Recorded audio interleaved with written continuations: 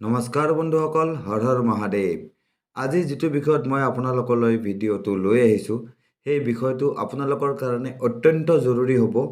লাগিলে আপুনি যিমানে বয়সৰ পুৰুষ, মহিলা নতুবা শিশু যিয়েই নহওক, এই ভিডিঅ'টো প্ৰত্যেক ক্ষেত্ৰতে প্ৰত্যেকখনতে আপোনালোকৰ কাৰণে অত্যাধিক কামত আহিব লগা ভিডিঅ' হ'ব। তো পলম নকৰোঁ, মই ভিডিঅ'টো আৰম্ভ কৰোঁ। আৰু আপোনালোকে মোৰ চেনেলটো ছাবস্ক্ৰাইব কৰি ল'ব যদি এতিয়ালৈকে কৰি লোৱা নাই, আৰু ভিডিঅ'টোৰ শেষত মোৰ ভিডিঅ'টো লাইক আৰু শ্বেয়াৰ কৰি দিবলৈ নাপাহৰিব। তদুপৰি বন্ধুসকল, আপোনালোকৰ কাৰণে এটা খবৰ আছে। যদি আপোনালোকৰ কোনোবা তন্ত্ৰ মন্ত্ৰ নতুবা শক্তি সাধনাৰ ওপৰত বিশ্বাসী, ঠিক আছে, তেনেহ'লে তেওঁলোকে মোৰ হিন্দী চেনেল মায়ং তন্ত্ৰ নামৰ চেনেলটোত গৈ পেলাই সেই চেনেলটো ছাবস্ক্ৰাইব কৰি ল'ব পাৰে আৰু তাৰ ভিডিঅ'সমূহ উপভোগ কৰিব পাৰে। তাতে মই নানান ধৰণৰ ভিডিঅ' সদায় আপলোড কৰি থাকোঁ, শক্তি সাধনাৰ ওপৰত, বিভিন্ন মন্ত্ৰ সাধনাৰ ওপৰত, ঠিক আছে, পৰমেশ্বৰ আৰু ঐশ্বৰিক শক্তিৰ ওপৰত। ঠিক আছে বন্ধুসকল, কিন্তু মোৰ লগতে আৰু এটা বিনম্ৰ অনুৰোধ, যিসকল মোৰ শ্ৰোতা বন্ধুৰ তন্ত্ৰ মন্ত্ৰ আৰু ঐশ্বৰিক শক্তিৰ ওপৰত বিশ্বাস নকৰে, তেওঁলোক অকল ছায়েন্স বা বিজ্ঞানৰহে ভক্ত, তেতিয়াহ'লে অনুগ্ৰহ কৰি মোৰ সেই চেনেলটোৰ পৰা দূৰত থাকিব, মায়ং তন্ত্ৰ নামৰ চেনেলটোৰ পৰা। কাৰণ তাতে আপোনালোকে আপোনালোকৰ উপযোগী তেনেকুৱা কোনো ধৰণৰ সমল নাপাব। কাৰণ যিহেতু আমি সকলোৱে জানো, বিশ্বাসে মিলয় হৰি। যদি বিশ্বাস কৰে তেতিয়াহে এইবিলাক বস্তুৰ কাম আছে, যদি বিশ্বাস নকৰে তেতিয়াহ'লে এইবিলাক বস্তুৰ কাম নাই। যদি আপোনালোকে এইবিলাক বস্তুৰ ওপৰত বিশ্বাস কৰে, তন্ত্ৰ মন্ত্ৰ সাধনা শক্তিৰ ওপৰত যদি আপোনালোকে বিশ্বাস কৰে, তেতিয়াহ'লে মই প্ৰাচীন পুৰণিকলীয়া নানান ধৰণৰ মন্ত্ৰ আৰু সাধনা মোৰ সেই চেনেলটোত হিন্দীত মই এক্সপ্লেইন কৰি থাকোঁ বা হিন্দীত মই ভিডিঅ' আপলোড কৰি থাকোঁ। আপোনালোকে গৈ পেলাই চেনেলটো চাই পেলাই ছাবস্ক্ৰাইব কৰি ল'ব পাৰে। লিংকটো মই ভিডিঅ'ৰ ডিছক্ৰিপশ্যনত দি দিম। তো আহিছোঁ আজিৰ টপিকটোৰ ওপৰত। বন্ধুসকল, আমাৰ জীৱনত আমাৰ দিন কেতিয়া ভাল হ'ব কেতিয়া বেয়া হ'ব সেই বিষয়ে আমি আগতীয়াকৈ নাজানো। যদি এই কথাটো আমি আগতীয়াকৈ গম পাব পাৰিলোঁ হয় যে আমাৰ দিন আজি ভাল, বেয়া দিনটো বাৰু বাদ দিয়ক, আমাৰ দিন এইকেইটা দিনত আমাৰ দিন ভাল হ'ব বা এইকেইটা দিন আমাৰ ভাল দিন আহি আছে, তেতিয়াহ'লে কি হ'ল হয়, আমাৰ যিবিলাক ইম্পৰ্টেণ্ট কাম বা যিবিলাক আমাৰ ডাঙৰ ডাঙৰ কাম থাকিলহেঁতেন, যিবিলাক আমাৰ নহ'লে নোহোৱা কাম থাকিলহেঁতেন, আমি সেইবিলাক হয়তো আমাৰ ভাল দিনকেইটালৈকে শ্বিফ্ট কৰি ল'লোহেঁতেন। নহয় জানো বন্ধুসকল? এনেকুৱা সুবিধা পালে ভাল হ'লহেঁতেন নে? ভাল হ'লহেঁতেন। কিন্তু বন্ধুসকল, আপোনালোকে নাজানে যে এনেকুৱা সুবিধা আপোনালোকে পায়, অৰ্থাৎ ঈশ্বৰে আপোনালোকক এনেকুৱা সংকেত প্ৰদান কৰে। ঠিক আছে, তাৰ বিষয়ে ডিটেইলছ মই ভিডিঅ'ত ক'ম। কিন্তু তাৰ আগতে কওঁ, আপোনালোকৰ এই দিন আৰু ভাল বেয়া, দিন ভাল বেয়া যে চলে মানুহৰ, দিন ভাল বেয়া চলাৰ কাৰণ হ'ল মূলতঃ কালচক্ৰ। কালচক্ৰৰ বলতে মানুহৰ দিন ভাল হয় আৰু দিন বেয়া হয়। তাৰ লগতে গ্ৰহদোষ আৰু গ্ৰহৰ যিবিলাক আপোনাৰ গোচৰ, তাৰমানে গ্ৰহ গোচৰ মানে কি, এটা সময়ত নিৰ্দিষ্ট গ্ৰহ এটা ৰাশিৰ পৰা অন্য ৰাশিলৈ যায়, অন্য ৰাশিৰ পৰা অন্য ৰাশিলৈ যায়, ক'ৰবাত বক্ৰী হৈ পৰে, ক'ৰবাত সম হৈ বহে আৰু ক'ৰবাত শুভ দৃষ্টি নিক্ষেপ কৰে। আৰু ঠিক সেইমতে মানুহৰ দিনৰো ভাল বেয়া ৰাশি অনুযায়ী ডিপেণ্ড হয়। আজি মই সেই কথাৰ ওপৰত নাহোঁ, সেইবিলাক কথা মই নকওঁ। আজি মই ক'ম এনেকুৱা কিছুমান সংকেত বা এনেকুৱা কিছুমান চিম্বলৰ কথা, যিবিলাক আপোনালোকে প্ৰায় আপোনালোকৰ দৈনন্দিন জীৱনত লক্ষ্য কৰিব যেতিয়া আপোনালোকৰ ভাল দিন আহিব বা ভাল দিন আহিবলৈ আৰম্ভ হ'ব তাৰ আগে আগে।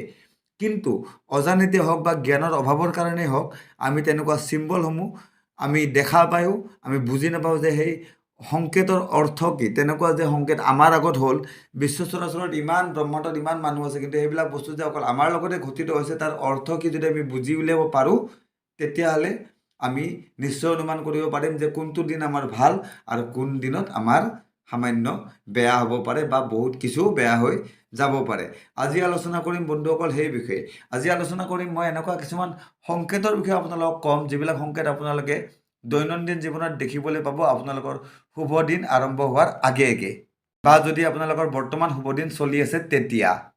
এতিয়া ইয়াৰে প্ৰথমটো সংকেতৰ বিষয়ে কৈ আছোঁ। প্ৰথমটো সংকেত হ'ল, যেতিয়া আপুনি ৰাতিপুৱা শুই উঠিয়ে প্ৰথম আইনাৰ সন্মুখত নিজক চাই, নিজৰ চেহেৰাত যদি আপুনি এটা অদ্ভুত ধৰণৰ বা এটা যদি আকৰ্ষণীয় গ্ল' দেখিবলৈ পায়, ঠিক আছে, তেতিয়াহ'লে আপুনি বুজিব যে আপোনাৰ সেই গ্ল'ৰ কাৰণ হ'ল আপোনাৰ সেই দিনটো বা সেই দিনটোৰ পৰা আপোনাৰ অনাগত ভৱিষ্যতৰ দিনবোৰ আপোনাৰ ভালৰ ফালে আহিব। আৰু এইটো এটা শুভ লক্ষণ, আপোনাক ঈশ্বৰৰ দ্বাৰা প্ৰদত্ত, আপুনি ঈশ্বৰৰ দ্বাৰা এই সংকেত পাইছে। এতিয়া আপুনি বুজিব যে আপোনাৰ ভাল দিনৰ আৰম্ভণি হৈ গ'ল। দ্বিতীয়তে বন্ধুসকল, যদি আপুনি হঠাৎ আপোনাৰ কোনোবা অঙহী বঙহীৰ পৰা যদি পাবলগীয়া ধন আমাৰ বহুত এনেকুৱা হয় যে আমি অঙহী বঙহী বহুত ধন দি থৈ দিওঁ তাৰপিছত তেখেতসকলে এইবিলাক ঘূৰাই দিয়ে নাম নলয় আৰু আমিও খুজিবলৈ বেয়া পাওঁ। যদি তেনেকুৱা ধন আপোনালোকে অকস্মাত পাই গৈছে, নতুবা অন্য কোনো ব্যক্তিৰ লগত আপোনাৰ ধনৰ লেনদেন আছিল আৰু সেই পইচা আপুনি যদি ৰাতিপুৱাই পাই গৈছে, তেতিয়াহ'লে আপুনি বুজিব যে আপোনাৰ ভাল দিন আৰম্ভ হৈ গৈছে। তৃতীয়তে বন্ধুসকল, আপোনালোকে লক্ষ্য কৰিব, যেতিয়া আপোনালোকে ঘৰৰ পৰা বাহিৰলৈ ওলাব, হয়তো আপোনাৰ মায়ে নতুবা আপোনাৰ বৌয়ে নতুবা আপুনি যদি গৃহস্থ, আপোনাৰ যদি পত্নী আছে, আপোনাৰ পত্নীয়ে যদি পানী বা গাখীৰেদি ভৰ্তি কোনো বাচন আপোনাৰ সন্মুখেদি লৈ যায় বা আপোনাৰ সন্মুখত লৈ আহে, তেতিয়াহ'লে আপুনি ভাবিব যে আপোনাৰ সেই দিনটো অত্যন্ত শুভ দিন হিচাপে গণ্য হ'ব। সেইদিনা আপুনি যিকোনো শুভ কাম হাতত ল'ব পাৰে। চতুৰ্থতে বন্ধুসকল, শৰীৰৰ ৰাইট হেণ্ড ছাইডৰ যিকোনো অংগ যদি আপোনাৰ নাচিব ধৰে, ঠিক আছে, আমি এইটো চকু নচা বা গাল নচা বা কান্ধ নচা বুলি কওঁ, যদি তেনেকুৱা ধৰণৰ আপোনাৰ সোঁফালৰ গাল, হাত নতুবা যদি আপোনাৰ কান্ধ, যিটো আমাৰ চল্জাৰ, যদি আপোনাৰ নাচিব ধৰে নতুবা চকু, তেতিয়াহ'লে আপুনি বুজিব যে আপোনাৰ শুভ দিন আহি গৈছে। এতিয়াৰ পৰা আপোনাৰ সকলোফালে লাভে লাভ আপুনি দেখা পাব। পঞ্চমতে, যেতিয়া আপুনি ঘৰৰ পৰা ওলাই গৈ কাৰোবাক যদি পানী ভৰাই থকা দেখা পায়, কোনোবা পাত্ৰত যদি পানী ভৰাই আছে, ধৰক কোনোবা টেপৰ সন্মুখেদি আপুনি পাৰ হৈ গৈছে বা দমকলৰ সন্মুখেদি আপোনালোক পাৰ হৈ গৈছে আৰু তাতে কোনোবাই বাল্টিং ভৰাই আছে নতুবা কলহ ভৰাই আছে, তেনেকুৱা কাৰ্য যদি আপুনি দেখা পায়, তেতিয়াহ'লে আপুনি ভাবিব যে আপোনাৰ সেই দিনটো অতি ভালদৰে পাৰ হ'ব। আৰু 6 নম্বৰতে বন্ধুসকল, আপুনি ৰাতিপুৱা যেতিয়া আপোনাৰ নিজৰ কৰ্মৰ কাৰণে ওলাই যাব বা আপোনাৰ যদি যিকোনো বিজনেছ পাৰ্পজৰ কাৰণে যেতিয়া আপুনি ওলাই যাব বা অত্যন্ত যদি কিবা শুভ কামৰ কাৰণে আপুনি ওলাই গৈছে, আপোনাৰ যদি কিবা কাম আপুনি হাতত লৈছে সেইদিনাখন, আৰু সেই ওলাই যাওঁতে যদি আপুনি দেখা পায় যে কোনোবা সৰু বালক বা কোনোবা সৰু বালিকা আপোনাৰ আগেদি অতি হাঁহিমুখে খিলখিলাই হাঁহি বা মিচিকীয়া হাঁহিৰে সৈতে আহি আপোনাৰ সন্মুখত থিয় হৈছে বা আপোনাৰ সন্মুখেদি পাৰ হৈ গৈছে বা আপোনাক ধুনীয়াকৈ হাঁহি মাত লগাই গৈছে, তেতিয়াহ'লে আপুনি বুজিব যে আপোনাৰ সেই দিনটোত আপুনি যি কাৰ্য হাতত লৈ ওলাইছে ঘৰৰ পৰা, সেই কাৰ্যটো আপোনাৰ সফল হ'বই, অৰ্থাৎ সেই কাৰ্যত আপুনি সফলতা প্ৰাপ্ত কৰিবই।